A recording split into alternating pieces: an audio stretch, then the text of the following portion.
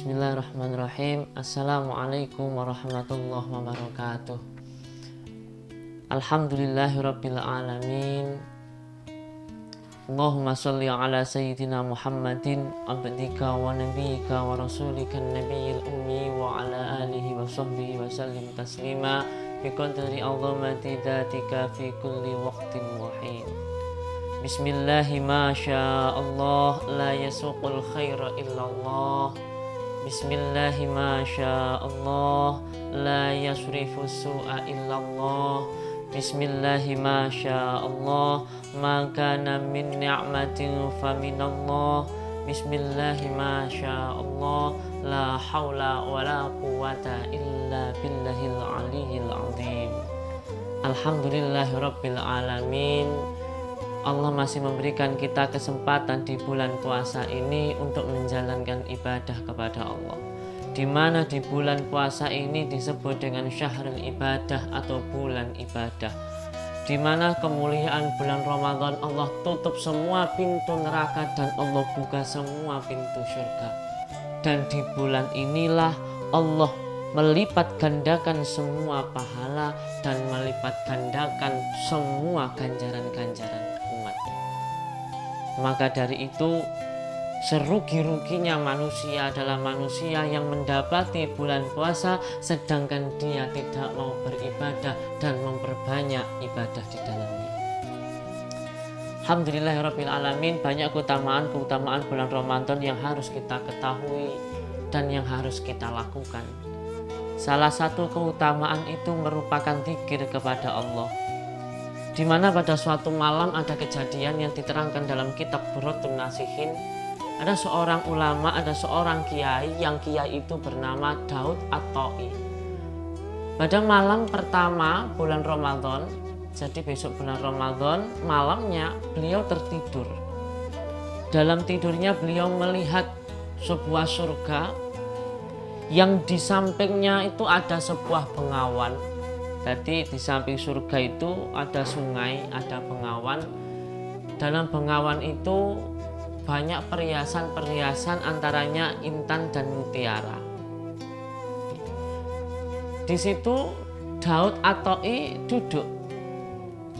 Saat Daud At-Ta'i duduk, ada seseorang yang sangat cantik sekali. Kecantikannya tidak ada yang menandingi di dunia. Dan kecantikan perempuan itu lebih terang daripada sinarnya matahari. Matahari dan bulan masih bersinaran matahari kalau kita lihat. Sedangkan sinarnya perempuan ini lebih terang daripada sinarnya matahari. Saya juga membayangkan seterang apakah itu. Di situ Daud At-Ta'i berkata, La ilaha illallah Muhammadur Rasulullah. Lalu perempuan ini menjawab, seakan-akan mereka sudah ada ikatan batin, seakan-akan mereka sudah berjodoh. Perempuan ini pun juga menjawab dengan lantang, La ilaha illallah Muhammadur Rasulullah. Apa yang terjadi? Kemudian Daud At-Ta'i mendapatkan suara. Suara ini berasal dari suaranya bidadari itu. Jadi yang cantiknya tadi merupakan bidadari. Bidadari itu berkata La ilaha illallah Muhammadur Rasulullah. Lalu bidadari itu pun berkata, Wahai Daud At-Ta'i, wahai Daud At-Ta'i, sesungguhnya aku merupakan milik 4 orang. Jadi kita ini sebagai umat muslim insya Allah masih diberikan kesempatan untuk mendapatkan seseorang yang menjadi bidadari yang sangat cantik tersebut. Ya, cantiknya bidadari itu sempurna. Makanya kalau kita hidup di dunia mencari pasangan yang sempurna, yang cantik, yang glowing, yang bagus hatinya, yang bagus perilakunya, ingat Anda akan jomblo seumur hidup. Karena tidak akan ada wanita yang sempurna di dunia. Dan itu akan kita dapatkan saat kita kelak di surga dan mendapatkan istri seorang bidadari. Bidadari itu pun berkata, Wahai Daud At-Ta'i, aku ini milik 4 orang. Siapa saja 4 orang itu? Yang pertama, Hamidin, orang yang senantiasa memuji kepada Allah. Yang kedua, setelah Hamidin, adalah lisoimin, orang yang berpuasa. Soimin, orang yang berpuasa. Sarokiin, yang ketiga, dan yang keempat adalah sajidin, orang yang sujud fi syahrul Ramadan, di bulan Ramadan. Bila ada seseorang yang mau hamidin, memuji kepada Allah, zikrullah, zikir kepada Allah, maka orang itu akan mendapatkan seorang bidadari di surga kelak.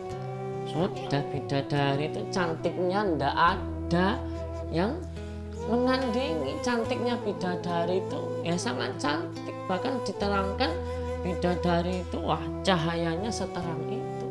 Tidak ada lah bandingannya dengan kecantikan wanita yang ada di dunia. Kalau dilihat dari glowingnya, dilihat dari cantiknya, dari langsingnya, tidak akan ada yang bisa.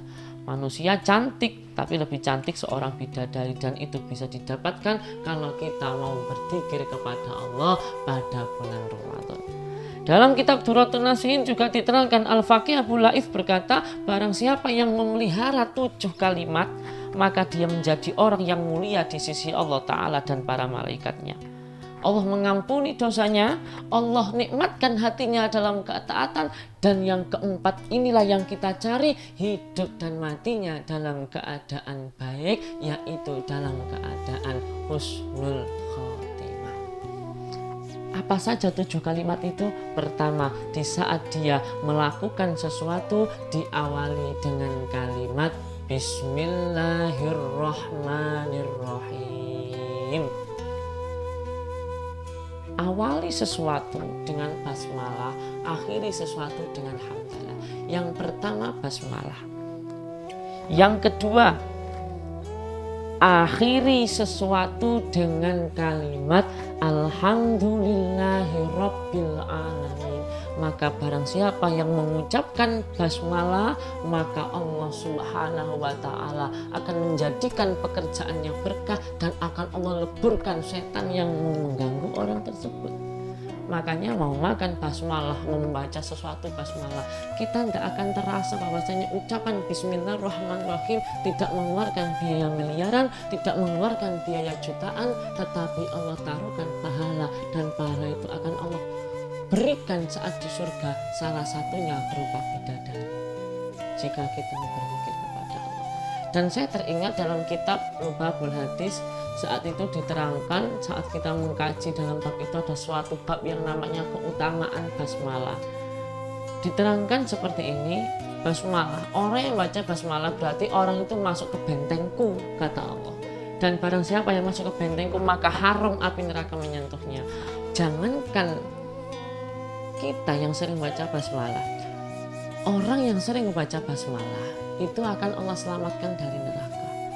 Tingkatan neraka yang menakutkan, banyak kala jengking hewan melata setelah manusia disiksa badannya habis kembali lagi, disiksa habis kembali lagi, dan begitu juga seterusnya.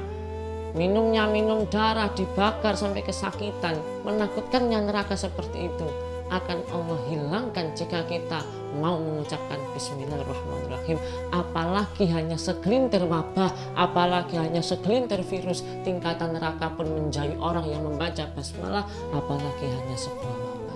Maka dari itu di wabah pandemi seperti ini, kita sebagai manusia harus sering membaca basmalah.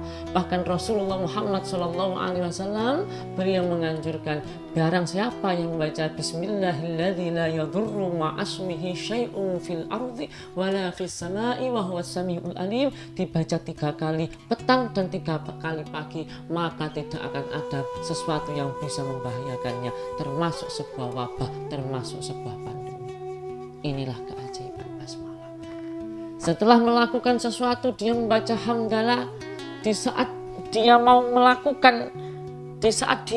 melakukan kesalahan atau dosa, dia mengucapkan Astaghfirullahaladzim, dia memohon ampun kepada Allah. Saat dia melakukan pekerjaan yang besok akan dia lakukan, dia mengucapkan insya Allah. Di saat dia merasa kesulitan, dia mengucapkan kalimat La haula wa la quwwata illa billahil aliyyil azim. Dan yang keenam, di saat dia mendapatkan musibah, pertama yang diucapkan inna lillahi wa inna ilaihi raji'un. Kadang-kadang banyak orang di saat mendengar kabar kematian seseorang yang diucapkan pertama bukan itu. Mbak, si A mati. bukan innalillahi yang keluar. Loh kok iso? Itu yang kadang-kadang keluar dari mulut manusia tanpa ada pemikiran. Sedangkan kita diharuskan begitu, kita dengan musibah pertama yang keluar adalah innalillahi wa inna ilaihi rajiun. Bukan loh kok iso. Itu yang sering saya terangkan. Pertama ada musibah, ucapkan innalillahi wa inna ilaihi rajiun. Sesungguhnya semua dari Allah dan akan kembali kepada Allah. Dan yang terakhir, maka barang siapa yang memperbanyak kalimat la ilaha illallah Muhammadur Rasulullah, maka orang itu akan selamat dari neraka. Kok bisa? Karena diterangkan salah satu kitab bahwasanya orang yang membaca kalimat la ilaha illallah Muhammadur Rasulullah, Allah ampuni dosanya. Bila diucapkan tanpa ujub, dalam kitab Rohul Hadis diterangkan, maka zikir itu akan lari bagaikan burung dan memohonkan ampun kepada Allah ila yaumil qiyamah, sampai hari kiamat. Memohonkan ampun untuk siapa? Untuk orang yang membaca kalimat. Jadi 7 kalimat itu yang akan menyebabkan kita mendapatkan ampunan Allah dan menjadi orang yang dikasihi Allah. Kedua, Allah ampuni dosanya, Allah muliakan hidupnya, walaupun dosanya diampuni walaupun sebanyak buih di lautan. Yang ketiga, Allah akan merasakan, menitipkan rasa kemanisan ketaatan dalam beribadah. Dan yang terakhir, awal dan hidupnya menjadi baik, maka syaratnya menjaga 7 basmalah, hamdalah, insyaallah, la haula wala quwwata illa billah. Lalu astagfirullahaladzim saat dia merasa berdosa. Yang keenam adalah innalillahi wa inna ilaihi rajiun. Dan yang ketujuh adalah menjaga, senantiasa mengucapkan kalimat la ilaha illallah Muhammadur Rasulullah.